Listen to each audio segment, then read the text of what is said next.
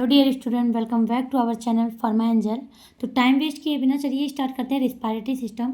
तो आज हम लोग पढ़ेंगे कि रिस्पायरेटरी सिस्टम में कौन सी डिजीज़ होती है, रिस्पायरेटरी सिस्टम क्या होता है, उनसे जुड़ी हुई डिजीज़, उनका क्या काम है, जो कि हमको फार्माकोलॉजी, मेडिसिनल केमिस्ट्री, पैथोफिजियोलॉजी ये बी फार्मा के स्टूडेंट्स के सब्जेक्ट्स में आता है।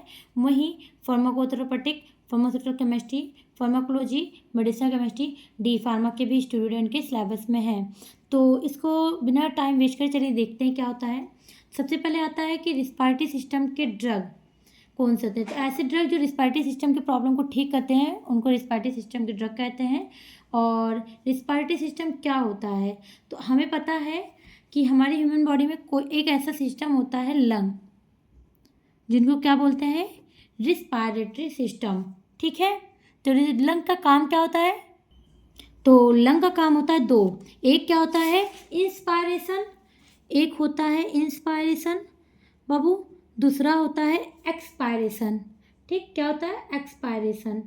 तो इंस्पायरेशन मतलब इनहेल करना, क्या, इनहेलेशन, यही तो काम होता है लंग का, इनहेलेशन करना। अब हम लेते क्या है, इनहेल मतलब इनटेक, इनटेक मतलब लेना। हम क्या लेते हैं बाहर से, हम सांस लेते हैं, तो सांस के थ्रू हमारे अंदर क्या जाता है, ऑक्सीजन। तो लंग का काम क्या होता है, ऑक्सीजन को लेना। और हम क्या निकालते हैं, हम ऑक्सीजन को लेते हैं। और एक्सपायरेशन मतलब कि एक्सहेल, एक्सहेलेशन, एक्सहेलेशन किसका करते हैं, कार्बन डाइऑक्साइड का। तो हम ऑक्सीजन को लेते हैं और कार्बन डाइऑक्साइड को निकालते हैं। इसी को कहते हैं क्या, CO2 को जब एक्सहेल करते हैं तो उसको क्या कहते हैं, लंग का प्रोसेस। तो यही जो होता है इसी को कहते हैं लंग। जो लंग होता है वो इंस्पायरेशन, एक्सपायरेशन में काम करता है। अच्छा, हम ऑक्सीजन को क्यों लेते हैं, तो the cell of human body, इंसान का जो शरीर होता है उसको ऑक्सीजन की ज़रूरत होती है जिंदा रहने के लिए। ऑक्सीजन या फिर एयर की ज़रूरत होती है टू स्टे अलाइव, जीवन के लिए। बिना ऑक्सीजन के इंसान की डेथ हो जाएगी इसका मतलब। ठीक, इसलिए ऑक्सीजन बहुत ज़रूरी होती है। और जो रिस्पायरेटरी सिस्टम होता है, जो हमारा बॉडी का रिस्पायरेटरी सिस्टम होता है बाबू, ये क्या करता है, ये प्रोड्यूस करता है ऑक्सीजन को, बॉडी में ऑक्सीजन को बना लेता भी है, ठीक, टू बॉडी सेल। और वो निकालता क्या है, रिमूव क्या करता है, कार्बन डाइऑक्साइड को और वेस्ट प्रोडक्ट को। Remove carbon dioxide, waste product, ठीक, फ्रॉम बॉडी। तो ये बॉडी से बाहर निकालता है। तो ये होता है। अब हमारे बॉडी में वर्क कैसे करता है, तो देखिए हमारे पहले सबसे पहले जान लीजिए कि हमारे जो रिस्पायरेटरी सिस्टम है वो रिस्पायरेटरी सिस्टम तीन मेजर पार्ट होता है। क्या होता है, respiratory system have 3 major part. 3 major part होते हैं। क्या होता है बाबू, पहला होता है एयर वे, पहला होता है एयर वे। अब सांस जहाँ से लेते हैं बाबू वो होता है एयर वे। उसके बाद से होता है लंग जो जाता है।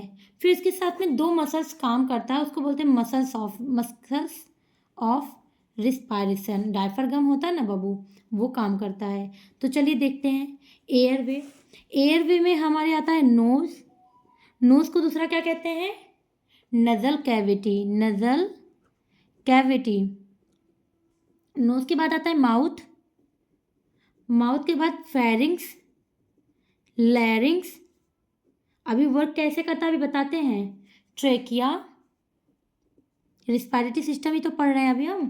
ट्रेकिया के बाद आता है ब्रोंची, और ब्रोंची के बाद आता है ब्रोंचियोल्स। और इन्हीं ब्रोंचियोल्स कहाँ होते हैं, ये लंग में होते हैं। तो ये जो होता है लंग, और ये क्या करता है, फंक्शनल यूनिट क्या होता है हमारे, हमारे फंक्शनल यूनिट होता है रिस्पायरेटरी सिस्टम का, unit of respiratory system. Respiratory system का सबसे फंक्शनल काम लंग करता है, मेन काम क्या करता है ये, exchange of oxygen, carbon dioxide by, अभी मैंने बताया था लंग में होता है अल्वियोली बाबू, वही करता है। तो अल्वियोली जो होता है वो ऑक्सीजन को लेता है, कार्बन डाइऑक्साइड को निकालता है। तो हमारे रिस्पायरेटरी सिस्टम में काम करता है। साथ में एक मसल्स होता है, जब हम सांस लेते हैं तो डायफ्रागम होता है जो ऐसे ऐसे ऊपर नीचे होता है। तो एक होता है डायफ्रागम और एक होता है इंटरकॉस्टल मसल। ठीक, इन दोनों का भी काम होता है। इतना होता है पार्ट ऑफ रिस्पायरेटरी सिस्टम में जो काम करता है। तो रिस्पायरेटरी में हम किसके बारे में पढ़ते हैं? लंग के बारे में पढ़ते हैं। लंग का काम होता है इंस्पायरेशन, एक्सपायरेशन। इंस्पायरेशन मतलब इनहेल करना, ऑक्सीजन को लेना और कार्बन डाइऑक्साइड को निकालना। ऑक्सीजन क्यों लेते हैं? ताकि हम जिंदा रह सकें। ठीक, ऑक्सीजन जो होता है वो हमारे बॉडी सेल में लेते हैं और रिमूव करते हैं, कार्बन डाइऑक्साइड के साथ वेस्ट प्रोडक्ट भी निकलता है। ठीक, अब आइए एयरवे।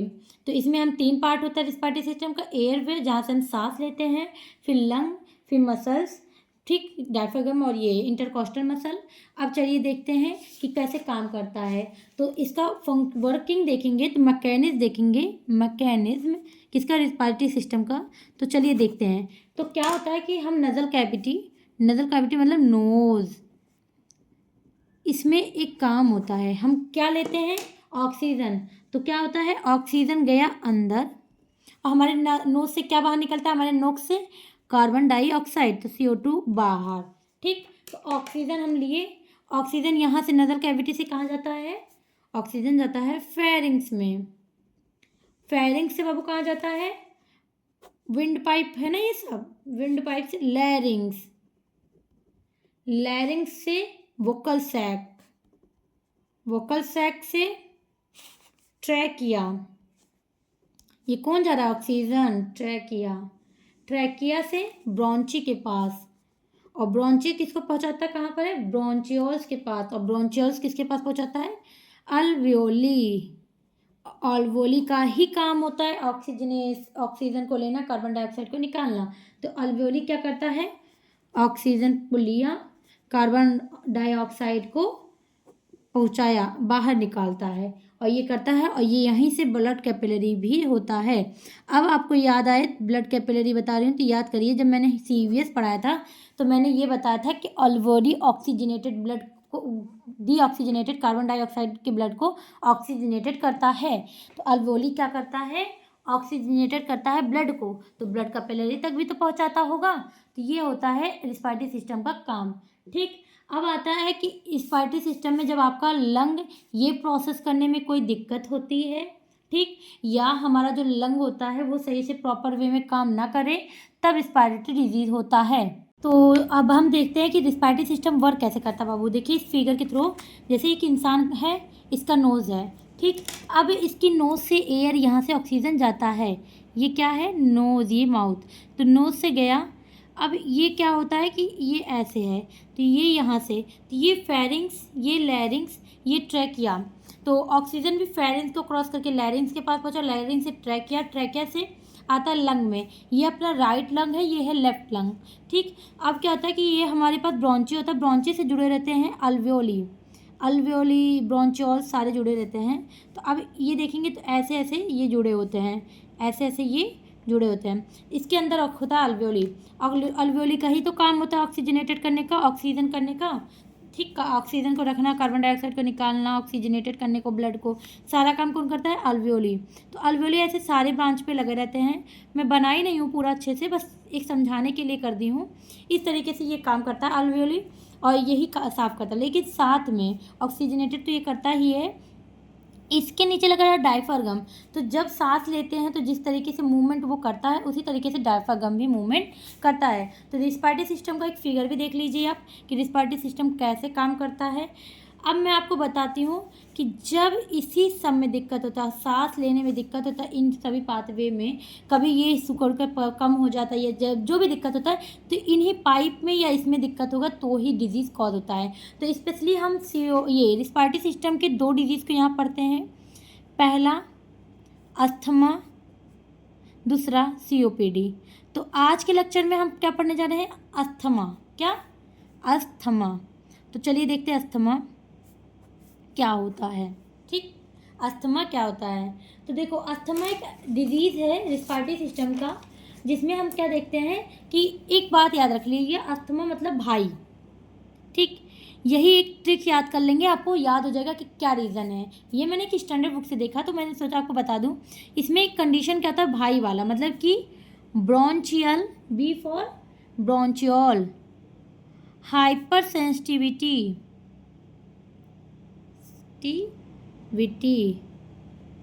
Associated with inflammation. ठीक, ब्राउनचेज होता है वो हाइपर सेंसिटिव हो जाता है किसकी वजह से, इन्फ्लामेशन की वजह से। तो इसमें मतलब कि अब चलिए देखते कि होता क्या होगा इस डिजीज़ में। तो दिमाग में आता होगा ना कि इस डिजीज़ में क्या होता हैगा। तो इसमें जो होता है, इसमें इट्स कंडीशन, ये जो कंडीशन होता है इन विच, ये हम किसके बारे में बता रहे हैं, अस्थमा। अभी एंटी अस्थमा के बारे में नहीं बता रहे हैं, अस्थमा होता क्या है, फिर हम बताएंगे एंटी अस्थमेटिक ड्रग कैसे देते हैं, कैसे काम करता है। अगर आप अस्थमा के एंटी अस्थमेटिक पूछता है तो आप यहीं से हेडिंग डाल देंगे एंटी अस्थमा, फिर डालेंगे पहले अस्थमा क्या होता है।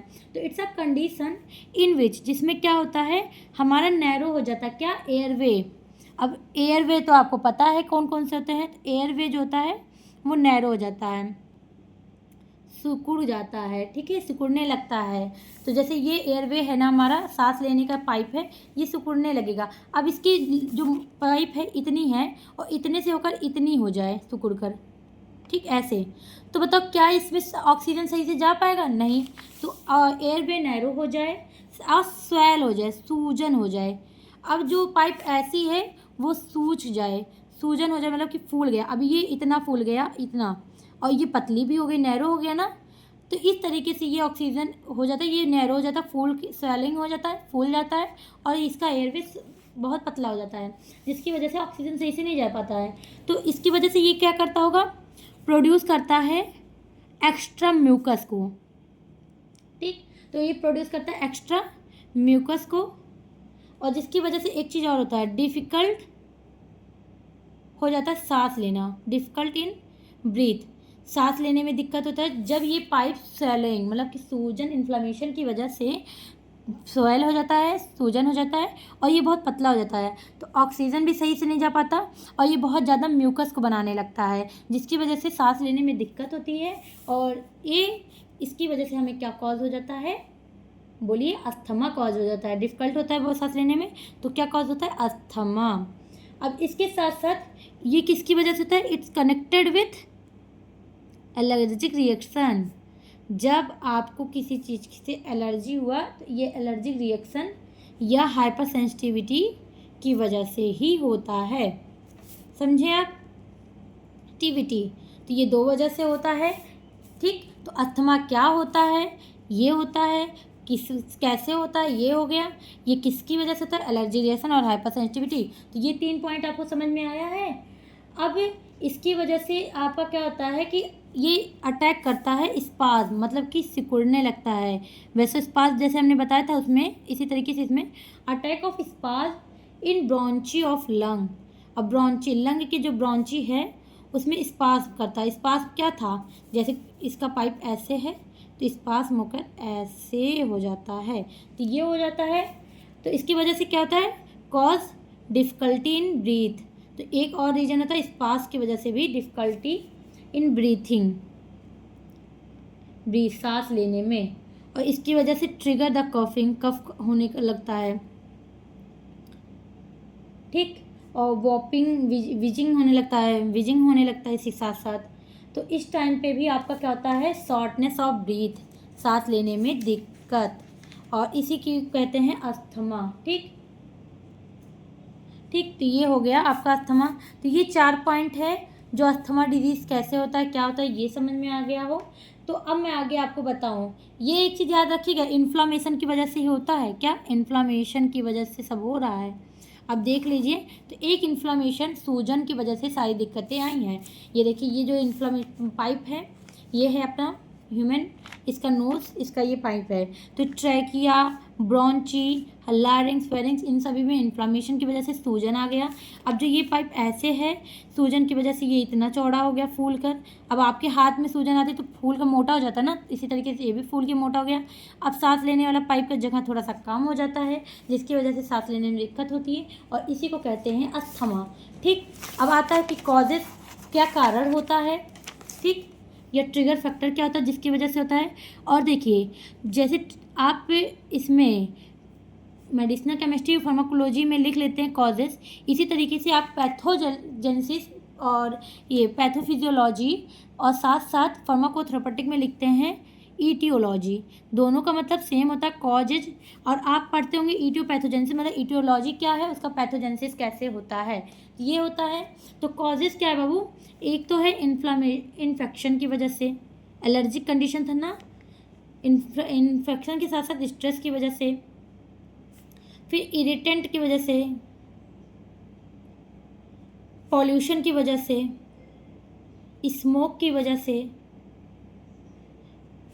डस्ट पार्टिकल की वजह से, और एक्सपोज टू कोल्ड एयर। ठीक, इन सभी वजह से अस्थमा होता है। अब अगर देखेंगे सिम्टम कि क्या क्या सिम्टम्स होते हैं, किसी को अगर मान लीजिए अस्थमा होता है तो क्या क्या सिम्टम होता है, तो सबसे मेन सिम्टम होता है डिस्फोनिया। डिस्फोनिया, अब इसमें क्या होता है, शॉर्टनेस ऑफ ब्रीथ, मतलब कि कोई सांस ना ले पाए, सांस लेने में दिक्कत, पहले सबसे तो सांस लेने में ही दिक्कत होती है, तो क्या कहते हैं, ब्रीथिंग डिफ़िकल्टी। इसका दूसरा क्या कहते हैं, ब्रीथिंग डिफ़िकल्टी। तो पहला सिम्टम ये हो गया। दूसरा सिम्टम होता है कि विजलिंग, मतलब कि अभी मैंने बताया था विजलिंग, तो आपके दिमाग में तो पता ही होगा, विजलिंग लाइक साउंड करता रहता है, घड़ घड़ घड़ करके आवाज़ नहीं आती जब किसी को खांसी जुकाम ये सब रहता है, कफ रहता है, अस्थमा रहता है, तो विजलिंग साउंड आता है कहाँ से, रिस्पायरेशन ड्यूरिंग, सांस लेते वक्त। ठीक, ये पूरा लिखिएगा। दूसरा सिम्टम ये होता है। तीसरा, कफ निकलता है, तो मैंने बताया था म्यूकस प्रोड्यूस, तो मैं बोल रही हूँ सिम्टम से आपको डिफिनीशन भी समझ में आ जाएगा। तो ये कफ प्रोड्यूस होने लगता है। अब अगर आप देखेंगे तो अस्थमा कितने टाइप के होते हैं, तो देखिए बाबू 3 टाइप के होते हैं। अगर टाइप्स ऑफ अस्थमा देखेंगे अस्थमा, तो अस्थमा जो होता है वो 3 टाइप का होता है। एक एक्यूट, शुरुआती कंडीशन में, दूसरा क्रोनिक, ठीक, तीसरा कुछ कुछ बुक में दिया है स्टेटस अस्थमैटियस कस, और ये जो होता है ये एक्यूट सीवियर अस्थमा कहा जाता है। ठीक, अब आता है कि एक्यूट क्या होता है। एक्यूट जो होता है वो डिस्पोनिया की वजह से होता है, जो कि जिसमें क्या होता है, शॉर्टनेस ऑफ ब्रीथिंग की वजह से होता है, विथ रिस्पायरेटिव विचलिंग, मतलब कि अजीब सा आवाज़ आता है गले से, घड़घड़ाहट का, वो होता है एक्यूट अस्थमा। ठीक है, स्टार्टिंग के फेज में। अब जब इंसान को कॉन्टीन्यूअस इस आता रहता है विजलिंग, ठीक, तो जब किसी को कॉन्टीन्यूअस विजलिंग हो और कॉन्टिन्यूस विजलिंग के साथ साथ ब्रीथलेस हो जाए, इंसान सांस ले ना पाए, ठीक है, ब्रीथलेसनेस हो जाए, उस टाइम पे जो होता है कफ का बहुत ज़्यादा निकलता है। क्या होता है, एक्सरेशन कफ बहुत ज़्यादा निकलता है, साथ साथ स्प्यूटम भी, तो म्यूकोइड स्प्यूटम भी बहुत ज़्यादा निकलता है, तो वो होता है क्रोनिक कंडीशन। और एक होता है स्टेटस इस पे, तो ये कहता है कि when attack of asthma is prolong with severe, तो इंट्रैक्टेबली विजिंग इट्स अक्यूट सीवियर, मतलब कि लंबे समय तक का अस्थमा का अटैक हो, when attack of asthma is prolonged, ठीक, विथ सीवियर, अच्छे कंडीशन के साथ, तो इसको बोलते हैं, जैसे किसी को बहुत लंबे समय तक भी एक ही डिजीज़ हो, ट्रीट ना हो, जैसे क्रोनिक कंडीशन तो था, ठीक है, लेकिन यही क्रोनिक कंडीशन ट्रीटमेंट होकर सही हो गया तो ठीक है, और यही काफ़ी लंबे समय तक रहता है तो इसको बोलते हैं स्टेटस अस्थमैटियस। ठीक है, लंबे समय तक किसी अस्थमा का किसी के रहना। ठीक, अब आता है अस्थमा तो हो गया, हम देखते हैं एंटी अस्थमेटिक क्या होता है। एंटी अस्थमेटिक ड्रग, क्या, एंटी अस्थमेटिक ड्रग, तो अस्थमा के कौन से ड्रग हैं। अब देखिए बाबू, आपके इसमें क्या नाम है, फार्माकोथेरेपेटिक में पूछा जाता है pharmacological and non pharmacological drug help. ठीक, तो फार्माकोलॉजिकल तो ठीक है, एंटी अस्थमेटिक ड्रग को ही बोलते हैं फार्माकोलॉजिकल का मैनेजमेंट, फार्माकोलॉजिकल मैनेजमेंट इसी को बोलते हैं ना, तो ये लिख देंगे। लेकिन नॉन फार्माकोलॉजिकल मैनेजमेंट में आप लिखेंगे कि प्रिवेंशन, कैसे बचाव करें, स्मोकिंग ना करें, डस्ट पार्टिकल से दूर रहें, दूसरा पॉइंट। तीसरा हमने देखा था पॉल्यूशन से दूर रहें, क्योंकि पॉल्यूशन की वजह से हो रहा था तो उससे दूर रहें, डस्ट पार्टिकल से दूर रहें, स्मोकिंग ना करें, इन्फेक्शन से ना हो पाए इससे बचाव करें। ठीक, ये होता है। ठंडे चीज़ों से दूर रहें, जैसे ठंडे हवा से क्या होता है, ठंड लगता है तो इसकी वजह से खांसी आता है, फिर धीरे धीरे कंडीशन बढ़ता है तो हो जाता है, तो उससे भी दूर रहें।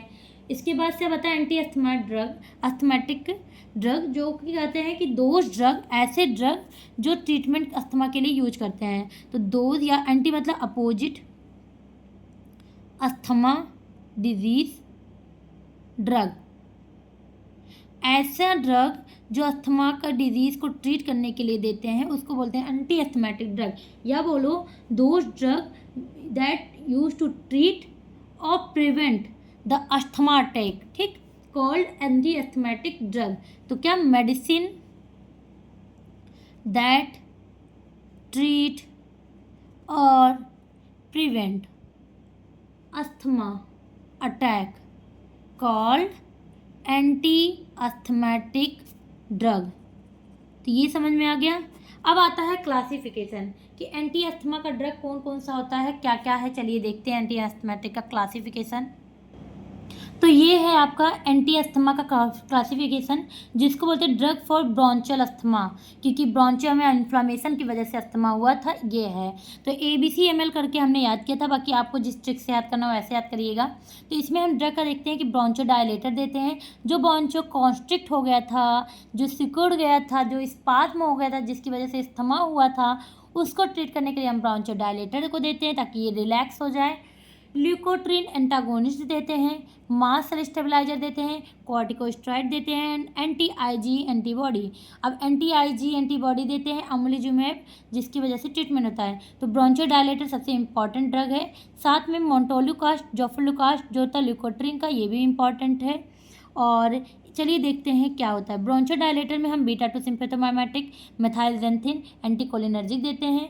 वहीं इसमें बीटा-2 सिम्पैथोमाइमेटिक साल्बुटामॉल, टर्बुटालिन, एम्बिट्रॉल, साल्मिट्रॉल, फॉर्मोट्रॉल ये देखे थे। मेथाइलजेंथिन में हम theophylline, aminophylline, choline theophylline, hydroxy ethyl theophylline, oxophylline. Anticholinergic में ipratropium bromide and tiotropium bromide, ठीक। और ल्यूकोट्रिन एंटागोनिस्ट में मोन्टोल्यूकास्ट एंड जेफिलुकास्ट देखते हैं।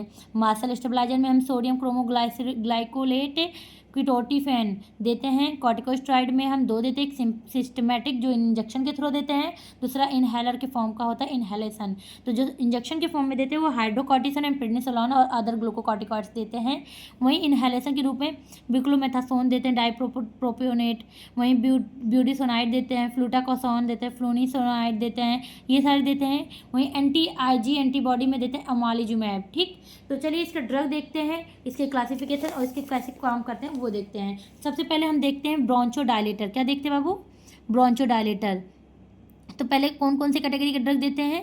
कैटेगरी जो होते हैं वो होते हैं, फर्स्ट ब्रोंचोडायलेटर, सेकंड हमने कहा था ल्यूकोट्रिन एंटागोनिस्ट, सबसे इंपॉर्टेंट ये भी है, मोन्टोल्यूकास्ट एंड जेफलुकास्ट।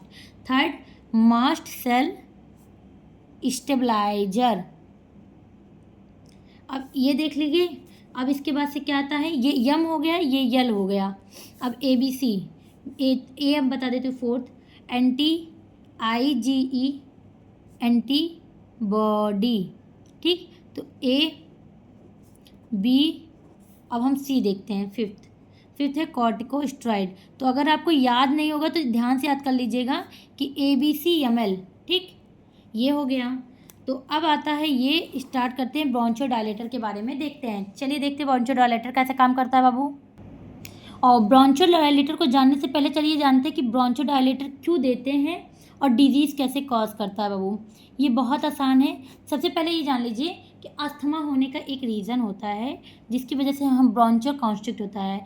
तो मैंने ये बताना भी भूल गया था, लेकिन एक बार और देख लीजिए।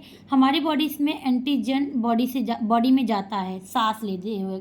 जैसे मान लीजिए आप गंदे एरिया में गंदा हवा गया, ठीक। किसी को खांसी जुकाम पहले से बुखार है, किसी को पहले से अस्थमा है, तो हम उसके छींकने से उसके सांस लेते हैं या उसके साथ रहते हैं, तो उसके थ्रू कांटेक्ट से एयर के थ्रू, उसके छींक के थ्रू, वाटर के थ्रू, म्यूकस के थ्रू हमारे बॉडी में जाता है। तो जो एंटीजन है वो गया, हमारी बॉडी के अंदर ऑलरेडी पाया जाता है बाबू एंटीबॉडी। और एंटीबॉडी कौन सा? IgE, उससे वो मिलता है। वो एंटीबॉडी एंटी IgE एंटीबॉडी यहीं देते हैं, ठीक है। तो हम एंटीजन जो हम लेते हैं, जैसे खांसी जुकाम बुखार किसी भी तरीके से, या कोई इन्फेक्शन या डस्ट पार्टिकल या स्मोक, किसी भी तरीके से बाबू एंटीजन हमारे अंदर जाता है, किसका? जिसकी वजह से अस्थमा होता है। गया वो गंदगी एंटीबॉडी से मिलता है, एंटीबॉडी आईजी से मिला, ये जाकर अटैक करता है किसमें, हमारी बॉडी में होता है एक मास्ट सेल। क्या होता है, मास्ट सेल। तो मास्ट सेल को अटैक करता है और मास्ट सेल को अटैक करके बाबू डिस्ट्रॉय करता है। मतलब कि अटैक किया और ये क्या हो गया, डिस्ट्रॉय या कह दो डिग्रेडेशन, टूट जाता है। ये टूटता है, डिग्रेडेशन हुआ।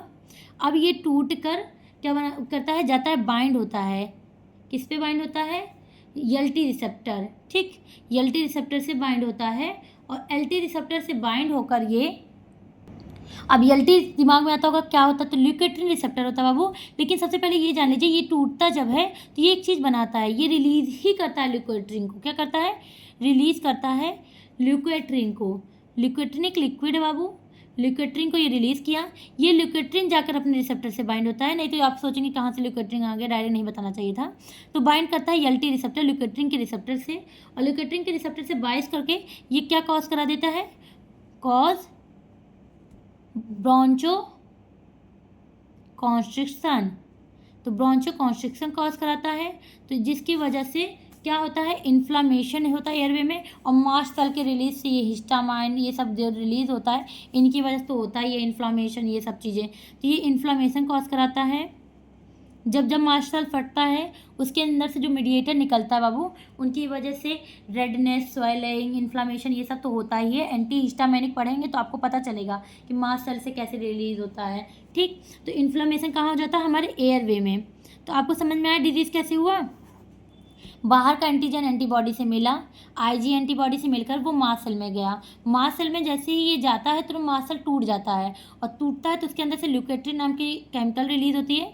जो ल्यूकेट्रिन होती है वो अपने रिसेप्टर से बाइंड होती है, उस रिसेप्टर से वो जाकर ब्रोंचियल, जो हमारी लंग की ब्रोंचियल से उसको कॉन्स्ट्रिक्ट कर देती है और इन्फ्लामेशन कॉज कर देती है। इससे क्या हमको हो जाता है, अस्थमा हो जाता है। क्या हो गया, अस्थमा।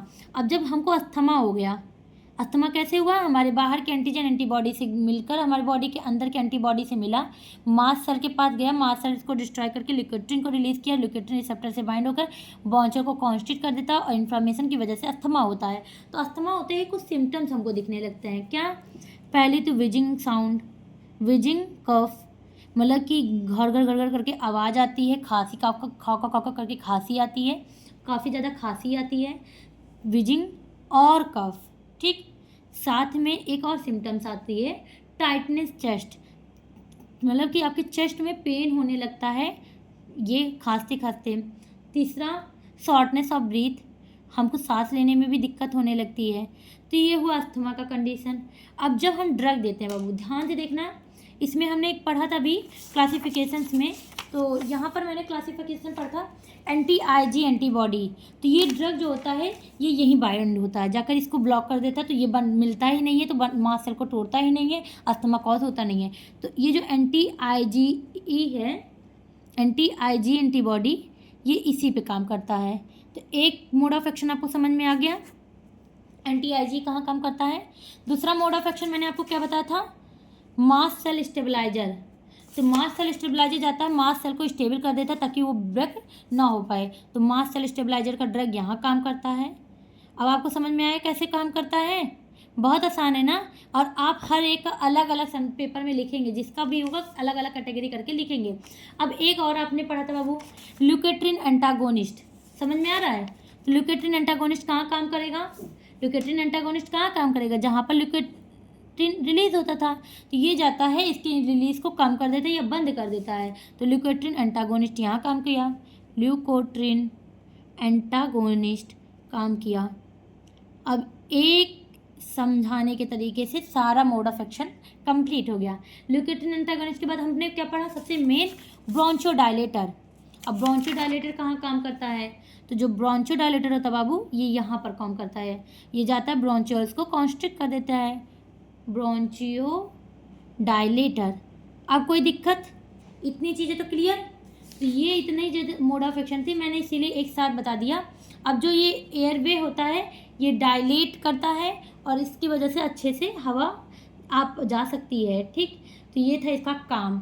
अब आपको अगर कुछ इसमें कन्फ्यूजन हो तो इसको एक बार मैसेज कमेंट कीजिएगा, मैं बता दूंगी। अब आपके दिमाग में आता होगा कि चलिए ठीक है मैम, मैं ब्रोंचोडायलेटर का ड्रग लिख दूंगा, इसका समझ मोड ऑफ एक्शन में लिख दूंगा, ल्यूकेट्रिन का लिख दूंगा, मास्ट सेल का लिख दूंगा, एंटी आईजी का लिख दूंगा, लेकिन कार्टिकोस्टेरॉइड, आपने कॉर्टिकोस्टेरॉइड का तो नहीं देखा यहाँ पर, कहीं देखा कॉर्टिकोस्टेरॉइड कैसे काम करता है? नहीं ना। चलिए अब देखते हैं कॉर्टिकोस्टेरॉइड की केवल एक क्लासिफिकेशन बचता है। तो मैंने यहाँ पर एक साथ ब्रोंचोडायलेटर के साथ साथ सारी चीज़ों को दिखा दिया, लेकिन पॉजिटिव कॉन्स्ट्रिक्शन मेन हुआ था इसलिए मैंने डायलेटर लिख कर समझाया। अब हम देखते हैं ये क्या था, मोड ऑफ एक्शन था। किसका था मोड ऑफ एक्शन या मैकेनिज्म ऑफ एक्शन? किसके किसके थे? मोड ऑफ एक्शन या मैकेनिज्म ऑफ एक्शन तीनों के थे, चारों के थे। एंटी आईजी का था, ल्यूकोट्रिन एंटागोनिस्ट का था। अगर इसमें ब्रीफ में भी जानना है कि मैम कैसे कैसे जाता है, कैसे कैसे करता है, तो मैं सबका अलग अलग भी समझा सकती हूँ बाबू। ठीक, मास सेल स्टेबलाइजर का था, ब्रोंचोडायलेटर का था, लेकिन अब लास्ट क्या बनता है? एक बचता है कॉर्टिकोस्टेरॉइड। अब किसी को याद हो प्रोस्टाग्लैंडिन वाला तो आपको ये बहुत आसान लगेगा। तो चलिए जल्दी देखते हैं कॉर्टिकोस्टेरॉइड कैसे काम करता है। तो बाबू बहुत आसान होता है। ये क्या होता है कि हमारे बॉडी में फॉस्फोलिपिड सेल जो होता है वो फॉस्फोलिपिड से बनता है, फॉस्फेट और लिपिड से। तो जो हमारा सेल होता है वो फॉस्फोलिपिड से बनता है। फॉस्फोलिपिड जो होता है फॉस्फोलाइपेज A2 एंजाइम, ठीक, की प्रेजेंस में बनाता है आर्कोडेनिक एसिड। क्या बनाता है? आर्कोडेनिक एसिड। जो आर्कोडेनिक एसिड होता है बाबू, ये दो चीज़ें बनाता है, एक बनाता है कॉक्स, एक बनाता है लॉक्स, ल्यूकोट्रिन का और कॉर्टिकोस्टेरॉइड का। ठीक, ये लॉक्स का तो आपने देखा यहाँ पर ल्यूकोट्रिन कैसे काम कर रहा है क्या, लेकिन कॉक्स जो होता है कॉर्टिकोस्टेरॉइड, क्या कॉर्टिकोस्टेरॉइड, कॉक्स मतलब कॉर्टिकोस्टेरॉइड और लॉक्स मतलब ल्यूकोट्रिन। ठीक, तो ये लॉक्स होता है, इसके तो एक ही रिसेप्टर है ल्यूकोट्रिन रिसेप्टर, LT रिसेप्टर।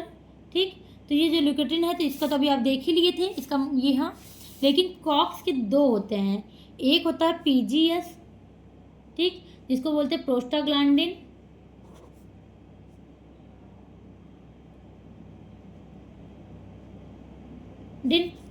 और ये एक होता है थ्रोम्बोक्सिन। क्या होता है? थ्रोम्बोक्सिन। इनके दो होते हैं सेन, इनके दो रिसेप्टर्स होते हैं।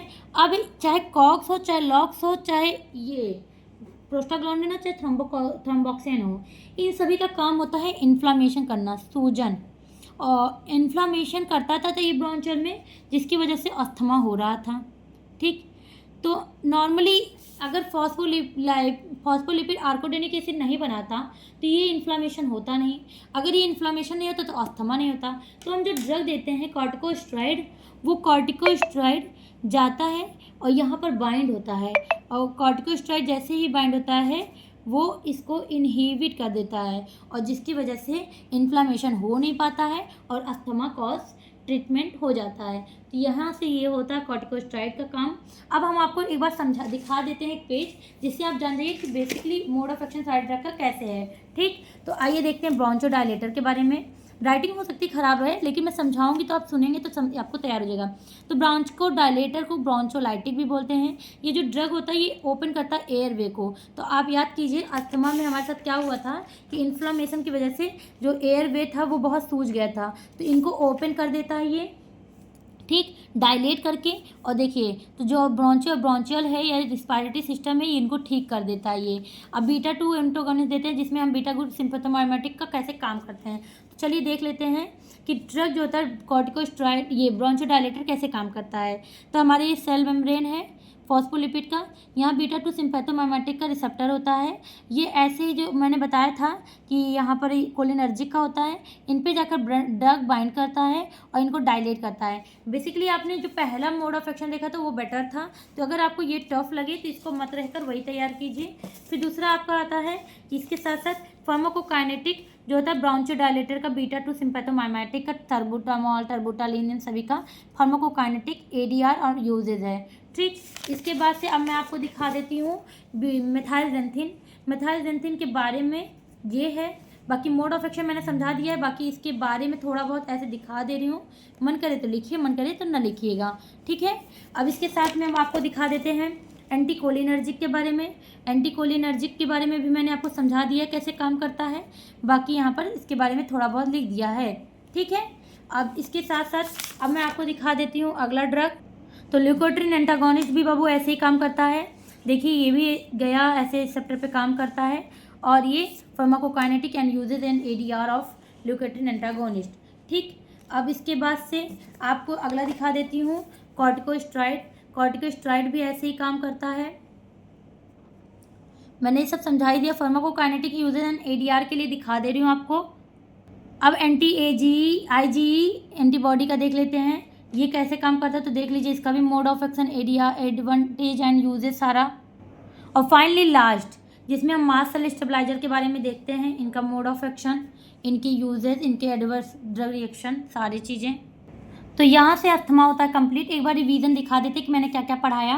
पहले मैंने पढ़ाया रेस्पिरेटरी सिस्टम क्या होता है, इसको हम कहाँ कहाँ लिख सकते हैं जो मैं पढ़ाई हूँ, pharmacology, medicinal chemistry, pathophysiology, pharmacotherapeutic and pharmaceutical chemistry, diploma first year के, सेकेंड ईयर के, बैचलर के, थर्ड फोर्थ फिफ्थ सेमेस्टर के, कोई भी हो वो लिख सकते हैं आसानी से।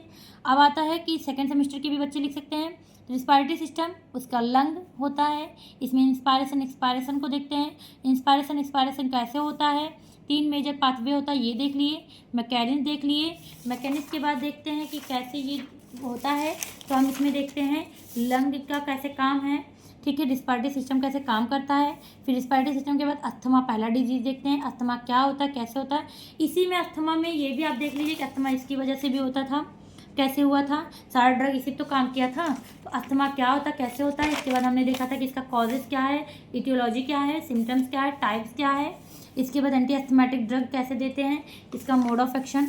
उसके बाद उसके बारे में अच्छे से ब्रीफ में कैसे सारे ड्रग काम कर लिए, कॉर्टिकोस्टेरॉइड यहाँ पर। अब इसी के साथ मैं अपना स्टॉप करती हूँ। अगर आपको अच्छा लगा हो तो please like, subscribe and share my channel. Thank you.